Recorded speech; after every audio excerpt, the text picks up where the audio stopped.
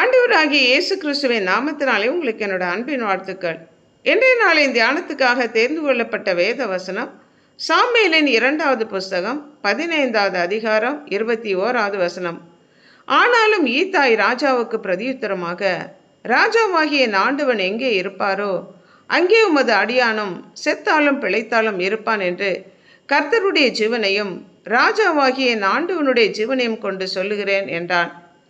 Absalom தந்திரமாக ராஜாங்கத்தை பெற்று ஆளுகை செய்ய முற்பட்ட போது தாவீதும் அவனை சார்ந்தவர்களும் எருசலேமை விட்டு வெறும் காலாய் நடந்து புறப்பட்டு போகிற போது கித்தியனாகிய ஈத்தாய் சகோதரர்களோடும் பிள்ளைகளோடும் தாவீதுடனே கூட வரும்போது, நீ நேற்று தானே வந்தாய், நீ அந்நிய தேசத்தான், நான் உன்னை எங்களுடனே நடந்து வரும்படி அழைத்து கொண்டு போகலாகாது, உன் சகோதரரை அழைத்து கொண்டு திரும்பி போ என்று தாவீது சொன்னதற்கு ஈத்தாய் மறுமொழியாக, ராஜாவாகிய என் ஆண்டவன் எங்கே இருப்பாரோ அங்கே உமது அடியானும் செத்தாலும் பிழைத்தாலும் இருப்பான் என்று கர்த்தருடைய ஜீவனை கொண்டு சொல்லுகிறேன் என்றான். அப்பொழுது தாவீது, நடந்து வா என்றான். கித்தியனாகிய ஈத்தாயும் அவனுடைய எல்லா மனுஷரும் பிள்ளைகளும் நடந்து போனார்கள். யார் இந்த கித்தியனாகிய ஈத்தாய்?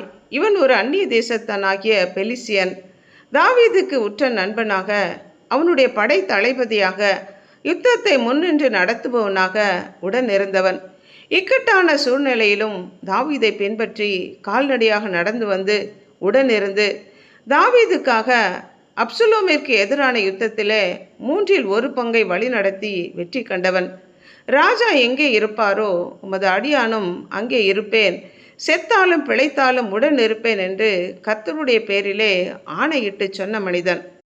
ரூத் தன் மாமியை விட்டு போகாமல், நீர் போகும் இடத்திற்கு நானும் வருவேன், நீர் தங்கும் இடத்தில் நானும் தங்குவேன், உம்முடைய ஜனம் என்னுடைய ஜனம், உம்முடைய தேவன் என்னுடைய தேவன், நீர் மரணம் அடையும் இடத்தில் நானும் மரணம் அடைந்து அங்கே அடக்கம் பண்ணப்படுவேன் என்று தன்னுடைய மாமியை விட்டு பிரியாத ரூத் சொன்னது போல எந்த சூழ்நிலையிலும் ராஜாவாகிய உம்மை விட்டு நான் பிரிந்து போவதில்லை என்று அந்நிய தேசத்தானாகிய ஈத்தாய் சொன்னான்.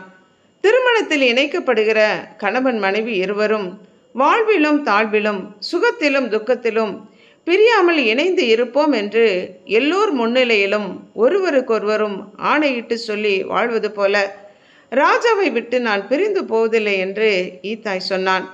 இயேசு கிறிஸ்து தம்முடைய சீடர்களுக்கு நடக்க இருக்கிற சம்பவங்களை எல்லாம் குறித்து சொல்லி, நீங்கள் எல்லோரும் என் நிமித்தம் இடரல் அடைந்து என்னை விட்டு ஓடி போவீர்கள் என்று சொன்னபோது, நாங்கள் உம்மை விட்டு ஓடி போக மாட்டோம், உம்மை மறுதளிக்க மாட்டோம் என்று அவர்கள் சொன்னாலும் இயேசு கிறிஸ்துவை பிடித்தவுடன் அவரை விட்டு ஓடி போனார்கள். நம்முடைய அன்பு எப்படிப்பட்டது, நம்முடைய வைராக்கியம் எப்படிப்பட்டது! ஈத்தாயை போல, ரூத்தை போல, ஒருவரை ஒருவர் விட்டு பிரியாத கணவன் மனைவியைப் போல தேவனை விட்டு பிரியாத பிள்ளைகளாக நாம் இருக்கிறோமா? யோசித்து பார்ப்போம், ஜெபிப்போம்.